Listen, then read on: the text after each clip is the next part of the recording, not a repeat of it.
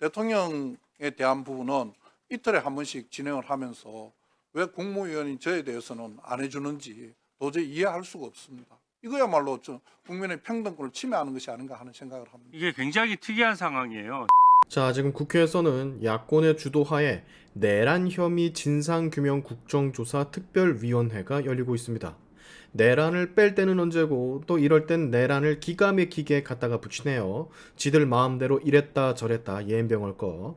자, 그런데 이 회의에서 참 이걸 뭐라고 해야 되나, 웃고프다라고 해야 되나, 그런 상황이 벌어져 논란이 되고 있습니다. 이 상황은 주진우 의원이 국무위원인 한덕수 국무총리와 박성재 법무부 장관에게 질의를 하는 중간 나온 상황인데, 일단 첫째는 이재명 측까지 이게 뭔데 6대 은행장을 호출을 한 건지에 대해서, 이거 대통령 놀이하는 거거든요. 사실상 대통령도 6대 은행장을 진짜 필요한 상황이 아니고선 부르거나 하지 않습니다. 근데 대통령도 아닌 게 범죄 혐의자인 게 지가 뭔데 6대 은행장을 불러서 이래라 저래라?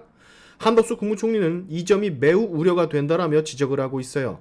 금융의 정치가 절대 개입돼서는 안 된다고, 금융은 한 나라의 혈액과도 같은 것이기 때문에 정치가 끼어들면 그것이 변질되고 상당히 위험한 상황이 벌어질 수도 있다라 경고를 하죠. 근데 뭐 이재명이 이런 말 귓등으로나 듣겠습니까? 지 하고 싶은 대로 하겠지. 그리고 두 번째, 박성재 법무부 장관에게 질의를 하던 도중 법무부 장관이 진짜 분에 찼는지 지금 탄핵 소추가 돼서 직무가 정지된 지 한 달도 훨씬 넘었는데 도대체 왜 헌법재판소는 나에 대한 판결은 변론일조차 열어주지 않는 건지, 아무런 조치도 없이 손발 다 무려 한 달이 넘는 시간 동안 묶어두고 있는 건지, 이유가 뭔지 궁금하다며 목소리를 냅니다. 여러분, 굉장히 지금요 특이한 상황을 마주하실 거예요. 세계 최초로 탄핵 소추당한 국무위원이 재판 좀 빨리 받게 해달라고 애원하는 모습을 보실 거예요. 주진우 의원의 말대로 얼마나 억울하고 얼마나 탄핵 소추의 이유가 어처구니 없었으면 소추를 당한 인물이 이런 말을 꺼낼까. 참, 여러분은 오늘 이 현장 영상을 보시게 될 겁니다. 근데 여러분, 박성재 장관만 이런 게 아니죠. 한덕수 국무총리만 이런 게 아니죠. 방통위원장 보세요. 지금 몇 달째입니까? 질질질질. 진짜 질질질. 뭐 판결이 나오지를 않아. 예병할 거. 이 공백 기간 동안 하지 못한 일들 때문에 얼마나 우리 대한민국이 손해를 많이 받겠습니까? 이거 돈으로 따지면 여러분 얼마가 될지 상상이나 가겠어요? 수많은 국무위원들, 수사기관의 인력들이 탄핵당하고 지금 직무 정지 상태에서 할 일을 하지 못한 걸 돈으로 환산하면 수조 원은 훌쩍 넘지 않겠습니까? 이게 뭐 하는 짓이냐고 도대체. 헌재는 대체 뭐 하는 겁니까? 아니 손을 다 놓고 있어요 진짜로. 세상에 일국의 법무부 장관, 법치를 관장하는 최고 수장을 말도 안 되는 이유로 탄핵 소추한 것도 모자라서 그것에 대한 판결을 예비 한 달 반 가까이 미뤄두고 시작조차 하고 있지를 않으니 이게 나라가 돌아가겠습니까? 법치의 수장이 손발이 묶여서 있는데? 자, 오늘 영상 여러분 꼭 보시고 말이죠. 공유를 해주십시오. 그리고 알려주세요. 여러분이 하셔야 될 일은 밖에 나가서 응원의 목소리를 높이는 것도 있지만 이런 영상의 공유 하나하나가 정말 대단한 효과가 있다는 거 아시고 꼭 행동으로 옮겨주셔야 한다는 거 잊지 마시기 바랍니다. 지금부터 해당 영상 같이 보고 가시죠. 저는 국회 국정조사가 어느 정도 한계를 지키면서 또 적법 절차에 따라서 국익에 부합하게 운영돼야 된다라고 생각합니다. 저번부터 대통령 권한대행, 특히 지금 최상목 대행에 대해서 소환을 지금 하고 오늘도 또 소환을 하겠다라고 하는데요. 여기 국회는 재판하는 자리가 아닙니다. 그리고 국정조사 자체가 재판 또는 소추에 관여할 목적으로는 아예 할 수 없도록 돼 있어요. 근데 민주당이 지금 일방적으로 지금 채택했던 증인들, 기관 증인들도 저번에 군 장성들을 엄청나게 많이 소환을 했는데 상당수가 증언 한마디 못하고 돌아갔습니다. 그러니까 증인으로 신청할 때 자체에 신중해야 되는 겁니다. 이게 굉장히 오만한 모습이거든요. 최상목 대행은 지금 그 권한대행 신분이기 때문에 국군 통수권부터 비롯해가지고 외교, 경제정책 챙길 게 얼마나 많습니까? 근데 재판하듯이 한두 가지 사실관계 확인하기 위해서 이쪽으로 부르겠다? 이거는 굉장히 오만한 모습이고요. 그런 관점에서 이재명 대표가 6대 시중은행장들 불러서 만난 것도 이런 것도 다 오만의 발로라고 저는 생각합니다. 이미 대통령 된 듯이 하는 것이거든요.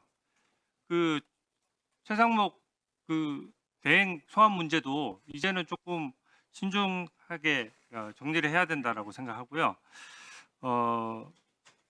한정리님, 지금 저희 뭐 경제 파트도 많이 해오셨는데 저희가 관치금융 없애느라 엄청 고생을 했었고 6대 시중은행이 제가 기억하기로는 야당에서 그렇게 불러서 시중은행장을 불러서 뭘 한 적이 없습니다. 그리고 기본적으로 정부조차도 그런 일에 대해서는 혹시 시중금리나 이런 은행의 자율성, 금융의 자율성 때문에 굉장히 신중한 부분이거든요. 이게 지금 잘못하면 야당 주도로 옛날로 해결할 수 있는 문제가 있기 때문에 굉장히 신중해야 된다고 보는데 어떻게 생각하십니까? 네, 저는 전적으로 동감하고요. 특히 금융 부분은 물론 우리 산업의 하나의 그 혈액으로서 대단히 중요한 분야이긴 하지만 그러나 동시에 자율성을 충분히 가져야 된다 이렇게 생각합니다. 그렇기 때문에 모든 나라가 금융에 대한 그런 자율권을 광범위하게 인정을 하고 있고 거기에 대한 감독을 하기 위한 특별한 그런 건전성 규제를 위한 조직을 가지고 있기 때문에 정말 일반적인 우리 그 정치 행위, 정치의 필요성 이런 것들을 금융에다가 넣기 시작하면 금융이 제대로 발전하고 필요할 때 그 우리 민간 기업에 대해서 혈액의 역할을 할 수가 없습니다. 그렇기 때문에 어느 나라 정부도 특히 정치권의 고위직이 그 금융기관을 직접 만나서 요청을 하는 것은 상당히 신중해야 된다 하는 것은 어느 나라나 다 똑같은 그런 룰을 가지고 관치금융이 있다 이렇게 당연히 생각합니다. 뭐 말씀 주신 대로 없어져야 되고요. 야당 주도의 이제 야치금융입니까? 저는 이 부분은 굉장히 문제가 된다라고 생각하고요. 이 증언 거부권 문제도 마찬가지입니다. 이게 헌법상 권리이고 증언 거부권 행사하는 증인에 대해서 어떠한 압박을 해서도 안 되고 그 마치 증언을 거부하는 것이 사실관계를 인정하는 거냐 자백하는 거냐 이렇게 얘기해서도 안 되는 것이고요. 증언 거부권을 행사하는지를 여러 번 확인해서 물어보는 것도 안 되는 겁니다. 만약에 증언 거부권은 헌법상 권리이고 기본적으로 국정조사 또 검찰 수사 또 형사 재판에서 공통적으로 다 적용되는 법리거든요. 만약 이게 형사 재판에서 재판장이 지금 오늘 국정조사에서 있었던 것처럼 뭐 증언 거부권 행사하는 거 맞냐? 증언 거부권은 포괄적으로도 행사할 수 있는 겁니다. 이게 개인 신상과 관련된 형사 재판보다 더 중요한 재판이 어디 있습니까? 그게 법치국가의 가장 기본이죠. 본인의 신상과 관련해서 굉장히 불이익이 있을 수 있는 불이익이 있을 가능성이 있는 증언에 대해서는 본인은 포괄적으로도 거부할 수 있고 그 거부하는 것으로 인해서 어떠한 불이익도 없어야 되는 게 기본 원칙입니다. 근데 여기서 지금 마치 증언 거부권 행사하는 사람에 대해서 계속 증언 거부권 행사하는 거 맞냐 여러 번 확인했다 그러면 형사 재판장이 이렇게 했다 그러면 재판장 기피 사유가 될 겁니다.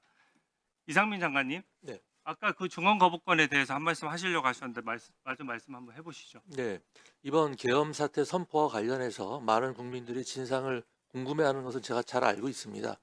하지만 관련된 분이 한두 분이 아니고 굉장히 많은 분들인데 이분들이 제한된 자신의 특이한 경험 그리고 자신의 입장이 다 있고 그다음에 기억력도 완전하지 못합니다.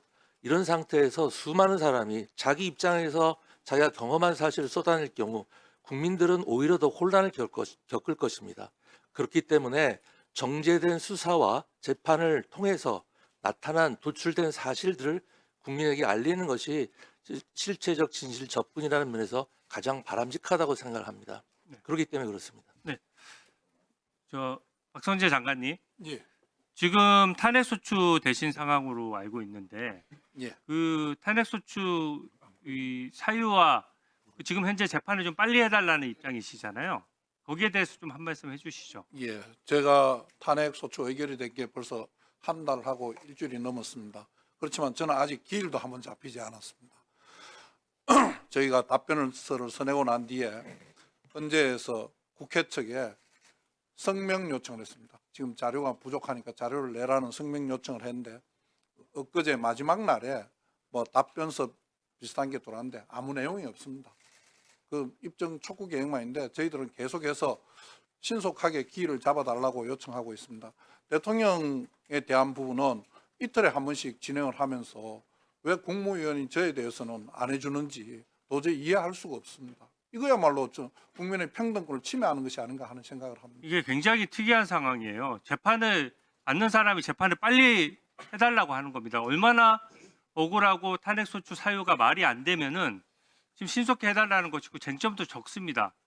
이게 거의 뭐 탄핵 노쇼라는 얘기가 나올 정도로 마음대로 탄핵을 남발해놓고 탄핵소추 대리인단 정청래 법사위원장이 지금 대리인단 대표로 있는데 실질적으로 거기에 대해서 충실히 이행을 하지 않아요. 저는 만약에 탄핵소추 대리인단이 그걸 안 한다 그러면 각하를 하든지 그렇게 해야 된다라고.